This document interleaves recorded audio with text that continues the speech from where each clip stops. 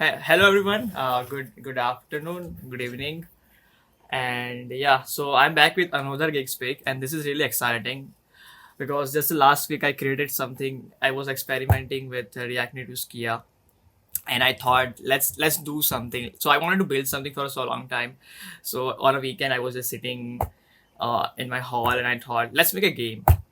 And from the beginning of my when I was in college, I really wanted to build a Flappy Bird game, but I couldn't build it because that time I did not had much knowledge. So yeah, but now I have. So I built a game. So it was like a fun project, but fortunately everything works so great. Everything is it's working really fine, and I built a game. So yeah, yay. So yeah, so the talk is all about how did I make a game 2D game in React Native, which is near to impossible before React Native Skia. So this talk is more on demonstration of what is React Native Skia and how did I create the game on it. So you can consider this PPD in two phases. So first, let me start with my introduction. Hi, for those who don't know me, my name is Darshan Ponikar. I work at GeekyAnts as a SDE1, and yeah, and you have probably seen me sharing memes in Geek memes and maybe sharing something related to a React Native and React in the React Native community channel and React.js channel. So yeah, I like to keep you updated about the new trends that's going on in React Native and all. So yeah, that's what I try to do every single time. And yeah, so if you are not in a community, please join all the channels. You can take in help from Sana and maybe Adrika. They will help you to join that channels. Yeah. So yeah, that's it. Let's get started with the tech stack. Yeah. So first we deep dive into the how did I create a game. Let's talk about the tech stack because it is an important part of the game, right? So first, obviously, I use React Native plus Expo to build a game. So this game is built on top of React Native plus Expo. If you haven't heard about Expo, I would encourage you to take a look of the Expo. It's a framework to especially used to create a React Native application. So you should give it a shot. And it is really powerful right now. Let's say if you have used it in 2019 or 2018, it was very limited with its technology. But now, as a time pass, we have a lot of new things in Expo. So you should give it a try. And another thing is React Native Skia. React Native Skia is a new way to render 2D graphics in React Native. Before that, it was not possible to render graphics in React Native because we didn't have anything. We just had this library called React Native SVG, and I don't think so. It's like a graphic render. It's a rendering library. So yeah, so we just had this library. So now we have a lot of potentials in React Native to render graphics. There are lots of things going on right now in React Native. The first thing, the architecture got changed, and then a new things introduced. Now developers are confused, like what should we do? Should we should we reiterate everything that we learned in React Native, and should we wait for something? I really don't think so. In developer side, nothing has been changed, but if you are like a library author, you need to reiterate some of the things. So yeah, and the last thing is Zustand.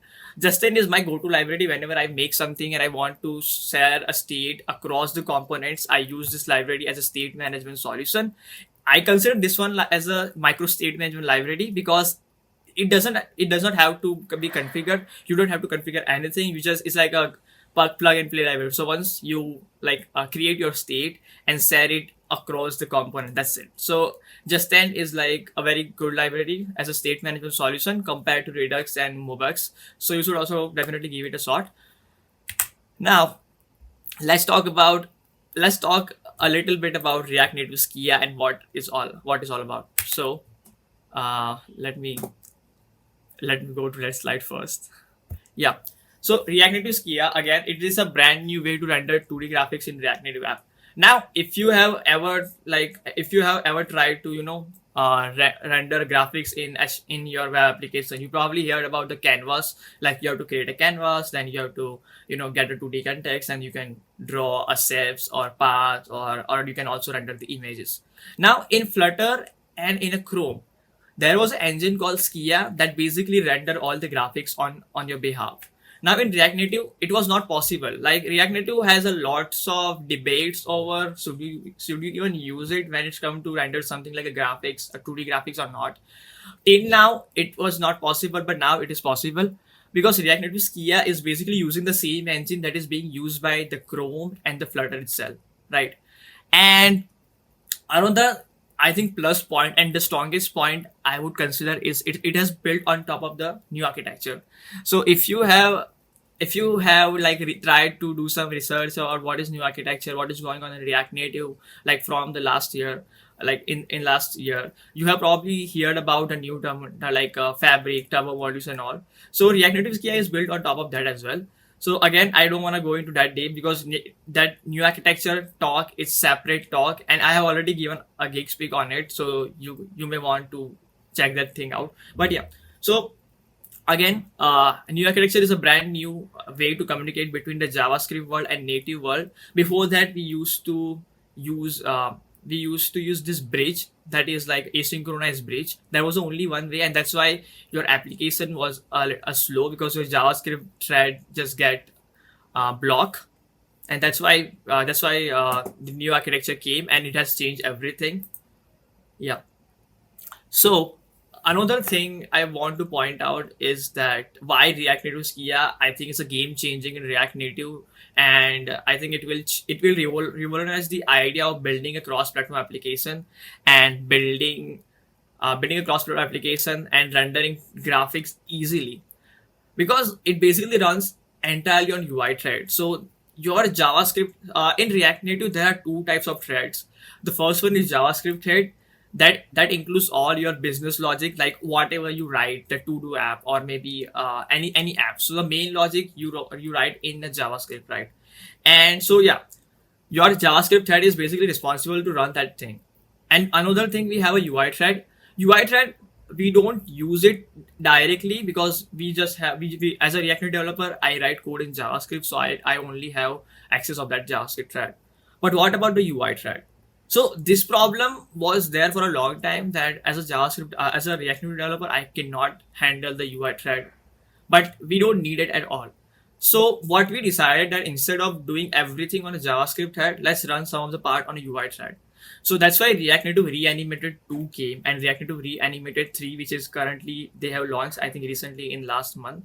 So what they do all the heavy tasks on a UI thread. So your JavaScript thread is almost free, and that's why you can have a smooth user experience on it. And I think that's game changing because your JavaScript thread, there is a secret of creating your app smooth as much as possible is that keep your JavaScript thread free as much as possible. Because if your JavaScript thread is blocked, your entire application is blocked. User cannot click, user cannot scroll, and all. That's why. So that's why this UI thread driven libraries has been introduced, and one of the libraries is React Native Skia, and that basically runs entirely on UI thread.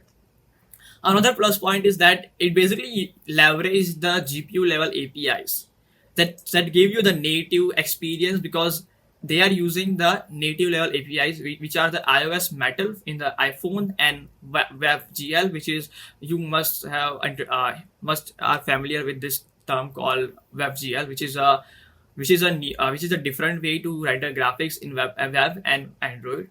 Yeah. So yeah, you can experience you can basically you can assume that this library is basically giving providing you the same native level experience that if you build an application in like native Android and native iOS. And another thing is Skia DOM. Now Skia DOM is brand new DOM they have created from scratch to just render the graphics. So that way you don't have to rely on the JavaScript thread at all, and you can do a communication with the JavaScript thread and a UI thread through this JSI thin layer. JSI is again, so as you can see throughout this talk, I would not go into the new architecture because it is again a separate talk. But you can say that this is a brand new. They have built everything from scratch. They are not using any older APIs like a bridge and all. So they are using all this like cutting edge technology that has been introduced in React Native, including JSI, including let's say a Skia domain. So yeah, so if you are interested to learn more about it, I have linked a one engineering blog by Shopify, in which they have mentioned how they have created React Native Skia and internally how this thing works. But this is a very basic overview, and if you have not understood it, please don't stress much about it. It's just internal library level information that you don't need to be aware of. Okay, so let's go to the next slide and let's talk about the game logic now. So throughout this we throughout this we get to know that what is React Native Skia and why we are using it and how is it basically changing everything. Yeah, so now I will be speaking as a game engineer. So I am like observing myself as a 2D game developer, even though I just created one game, but its feeling of building this game was so real. So that's why I wanted to think myself as a game developer. So the first thing is game assets. Now, in game development, one of the important thing is how will you create a game? It is really important, right? But I think you need assets first. Like, where should I get the assets? Like, should I hire some graphic designer to to design all the assets like bird and all? But my intention was, my target or aim was just to create a game, just to create a basic game. And yeah, so I just Google it, and fortunately there was a open source assets available. So I just use that assets. I have linked that GitHub link as well in the last PPT, in the reference PPT, so you can check it out if you want to build this game from scratch. So yeah, these assets are open source and available on GitHub, and everything including bird, pipe, and numbers are I'm rendering as a images. So again, we have a canvas like we have in web application, and I'm using that canvas here, okay, to render the bird, the pipe, and the pipe and number, right? Like something like that. Okay. So yeah, that's how we are rendering the assets, and that's how we are like that's where we are getting the assets, and that's how we are rendering the assets. So yeah, so we have a hook called use image hook that basically load your image assets, and in order to render that assets, we have to use this image component. Yeah, so that's how we are loading the and rendering the assets. Now another thing is, let's talk about the game logic. Now we have everything. We have the best library, the best game engine to render, graphic engine to render all this thing. We have everything, but now we have to talk about the logic, right? So every arcade game, we have some set of states. Like in ideal, what should your character do when the game is ideal? What should your character do when your game is running, and so on. So you have to take care of this character based on your state. So you can see that your game is basically being controlled by the states. I'm talking about the only arcade games. I'm not talking about the racing and actions game, obviously, because we are just building the arcade game, right? So yeah, that's how the arcade games work. So that's why I created some set of states, and based on that state, I will be manage or control my characters. Now, when I talk about characters, it includes everything like pipes, like the bird itself, and the scores. Because in a game development, I don't know how they work with each other, but yeah, we have to define some sort of the like standardized glossary of terms so we can go ahead. Yeah. So this is the state that I have created.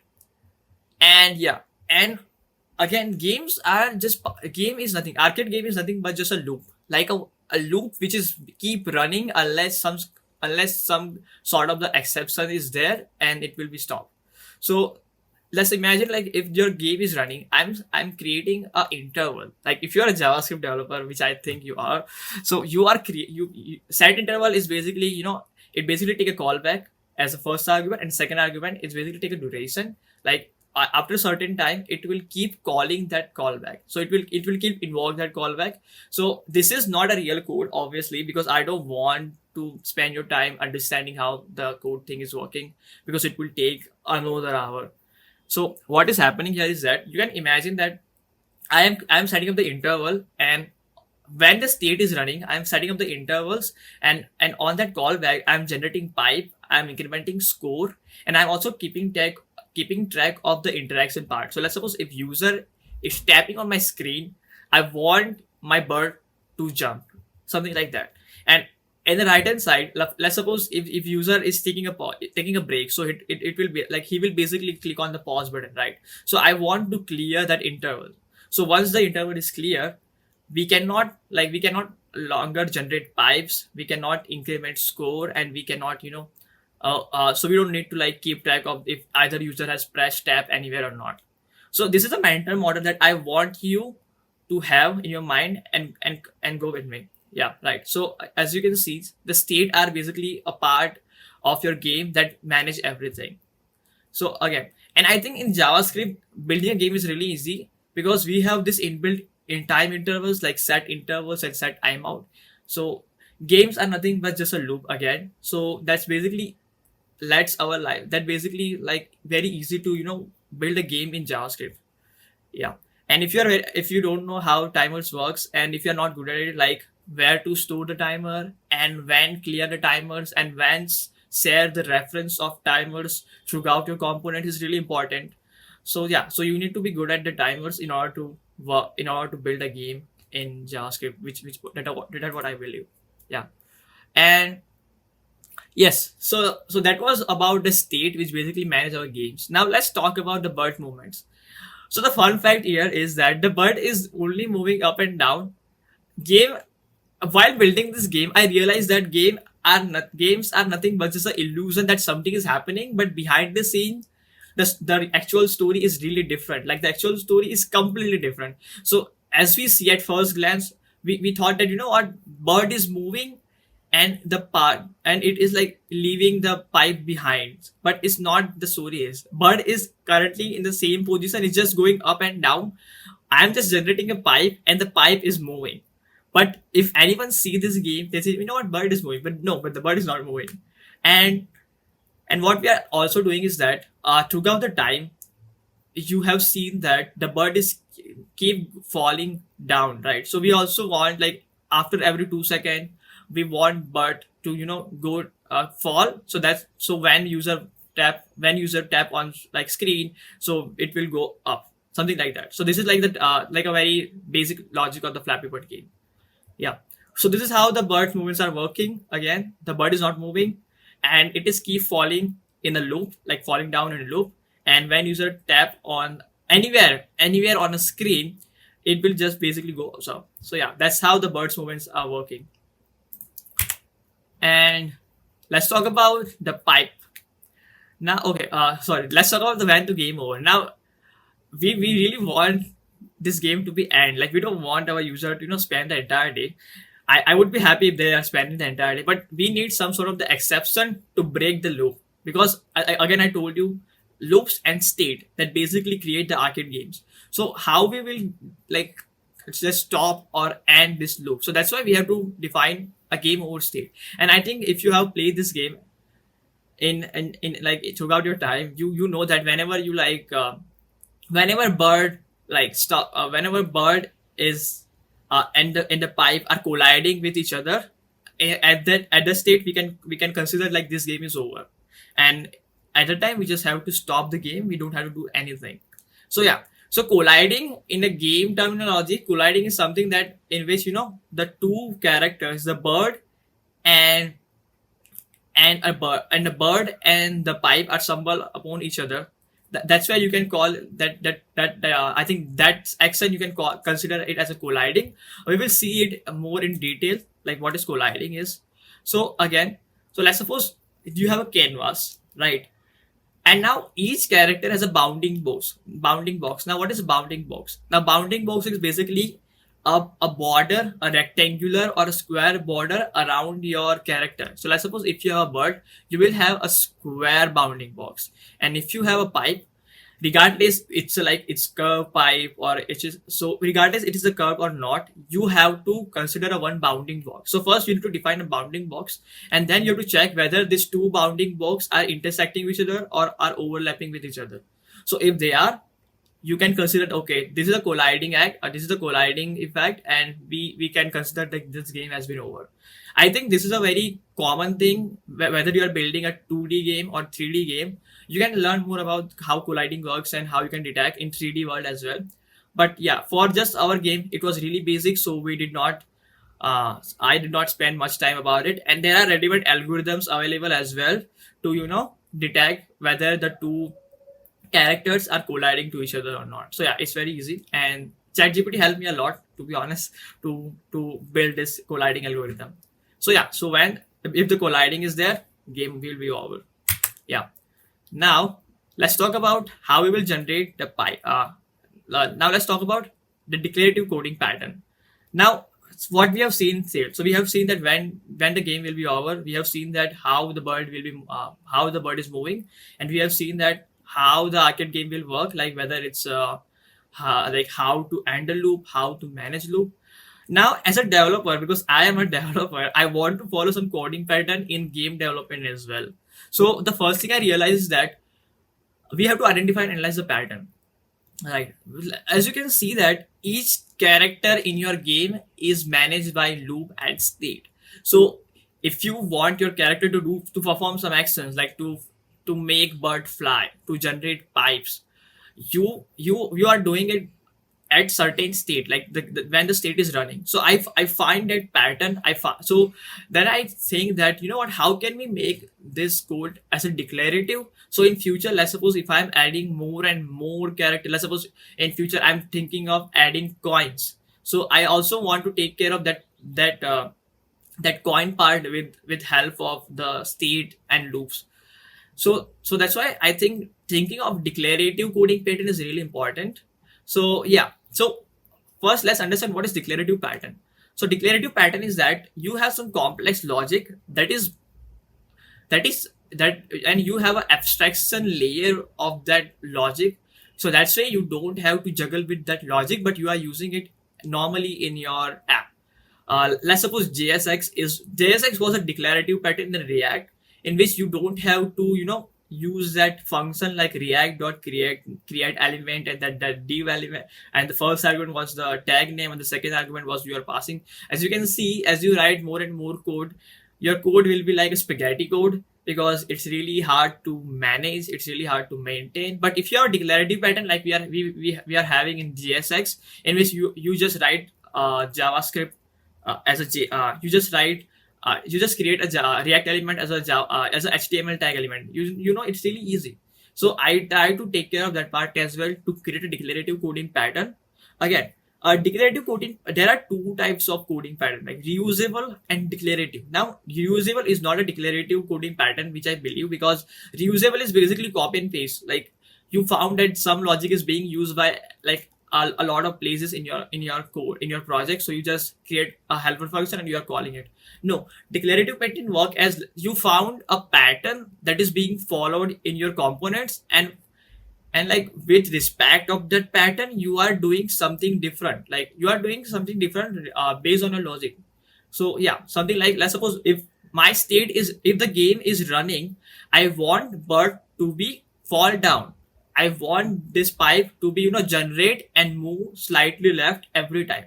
So our pattern is that whenever the game is running, we want this thing to be happen, but differently. Like for bird, you just want to keep falling down. For pipe, it just want to, generate and go left side. So yeah, this is a declarative pattern that I found out, and I created a one hook.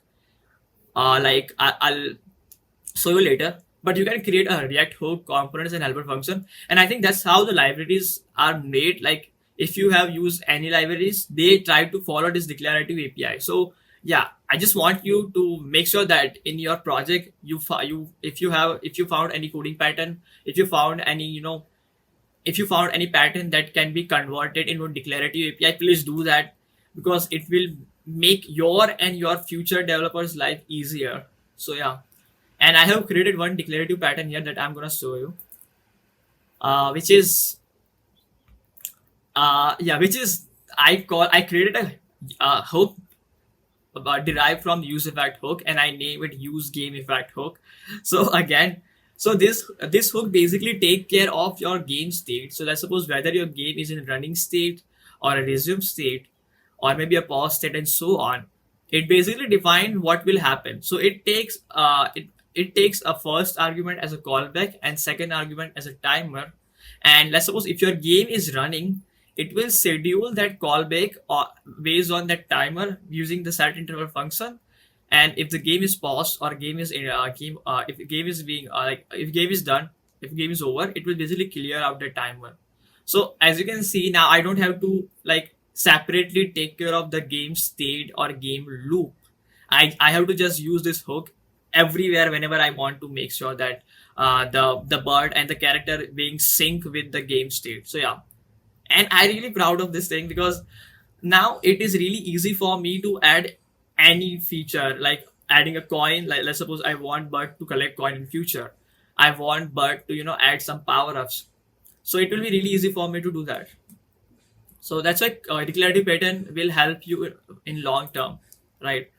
So yeah, that's what I think declarative API does. And here I'm using a declarative API. So as you can see in this line, you will see that I'm calling this hook like use game effect, and this is how I'm generating the obstacles. You don't have to worry about the logic, but just consider this code as a pseudocode. So generator obstacle basically generate obstacles after 1500 milliseconds. So as you can see, it's basically generating an obstacle without worrying about how the state is gonna be handled and what should I do, like when should I stop, when should I clear out the timer, because it's gonna have it's completely going to be handled by that hook called use game effect, use game state effect, and that's how we make our life easier by creating a declarative APIs. So yeah, that's the one thing I want you to make sure whether you are building a game or writing any web app. Yeah, that's it. And let's talk about performance optimization, because obviously at the end I'm working with JavaScript, I'm dealing with JavaScript, and as a React developer, as a React Native developer, you have already like spent your extra hours to optimize the performance that I also had to do that. It's not like the library is really cool. React Native Skia is like so awesome that you never face any performance problem and all. You will be, because at the end you are the one you are the one who is writing the code, right? So you have to make sure that you don't do any crazy thing in your JavaScript environment that basically crash your user's phone. So I have to just take care of two things here. First one is, and which is really obvious thing, is that now I'm generating the obstacles, right?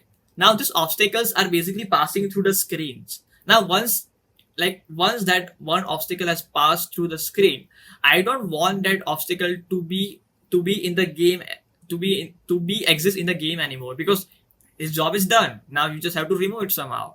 So first I did not remove it, and I tried to play this game in my Android phone, which is a low end. And to be honest, after 2 minutes, the game was stuck and my phone was hitting a lot, and not a lot, a little. Then I realized that I have to optimize the game. And what I did is, so I had to refactor my code, and I realized, okay, these obstacles that are just that does not exist in a main screen anymore. I have to remove it somehow. So I have to refactor the code, and I just remove this obstacle. So yeah, so these three obstacles that does not exist inside the screen needs to be removed. And that's how throughout your game you will have on average 3 to 4 obstacles. So as you can see, this is really nice. So let's suppose if you have a very low end Android devices, and if user are spending almost 1.5 hour and 2 hour, like user is really good at this game and they are spending almost 2 hours and maybe 3 hours spending this game, and the score is also very high. So you will never face that lag. User will never experience that laggy effect, because on average throughout the game it will have only 5 to 6 obstacles. Yeah. And yeah, and also we are starting generating obstacle from the right hand side. So like beyond the screen we are generating these obstacles, and like when it passes the screen we are just simply removing it. It is like a virtualization, right? When we are rendering a list, like a very huge list of data, we just want to off this kind of the obstacles, I mean list which is not visible in the screen. Yeah. So yeah, that's a really common pattern that we can follow. And one other thing is lazy loading images. Now again, so as I told you that everything inside this game is just nothing but just a images. Now what we want is that we don't want to load everything at once. Otherwise, it will take around 1 minute to 2 minutes to just load the game, which is not good, I think. So what we will do is that so that's why I have to use some hacky solutions to load these images. And one of the hacky solutions that I have to use for the score, because right now what I have is I have images of score like from 0 to 1. So I have a 0 for, I have an image for 0, 1, 2, and so on. So I realize that if I'm loading everything at once, so I have 10 images, and if I'm loading 10 images at the same time, user will not like to wait for that moment for 10 seconds. So what I did is I basically lazy load that images. And obviously the one of the, like, I think challenging part was that React Native Skia provide you a use image hook that basically loads the image. Now the thing is, you cannot conditionally call hook because it has like, it manage array and all. Like if you have seen, if you have like, if you know about the internals of use state hook. So for, in order to avoid that, I have to separately create a component, and that component is basically conditionally getting rendered. Now I could have shown you the code, but I don't want to go into that technical detail because I know there are so many people who doesn't have a tech background. But I suppose as a game engineer, as a product manager, maybe you just want to know that how the blueprint of the game. So that's why I wanted to make it simple. But if you are interested, again, the game is open source. I have already shared the link. You can check it out, the code, and if you don't understand anything, just let me know. So yeah, and also I'm storing the I am also using the cache. Cache is to just store the image reference, so I don't have to like it's generated again and again. So yeah, again the hacky solution, but it's working. Yeah, so that's how I try to optimize the performance of the game, and it was so far working fine. Yeah, I think that's it. We are at the end of the PPD. I'm really sorry for that production that laptop thing happened in between, and I know that basically disturbed the entire GeekSpeak. I just have to figure it out what is wrong with my laptop. But yeah, you are a 2D game developer now, yay! So I know we did not build a game, but we just saw the blueprint of how to create a game in React Native, which was near to impossible because I have seen a lot of blogs that describe that you know what, you should not use React Native if you are building something like a game. If you are building something which rendering the graphic part, you should not use it. But now I think we are currently in a new era of React Native in which everything is getting changed from the ground. So if you have that mental model of 2018 or 2017 or 19, you have to change it a little bit of having like a little bit of mental knowledge of how the new architecture is working under the hood will help you to understand a lot of things. Again, you don't have to code. I'm not asking you to code in C++ and code in Swift, but if you like to, you can do it. But yeah, having a good mental model will help you a lot to understand and to be a very good React developer. And that's it. That's it for my side. Thank you so much for joining. And yeah, all the references I have linked here, like the Shopify engineering blog.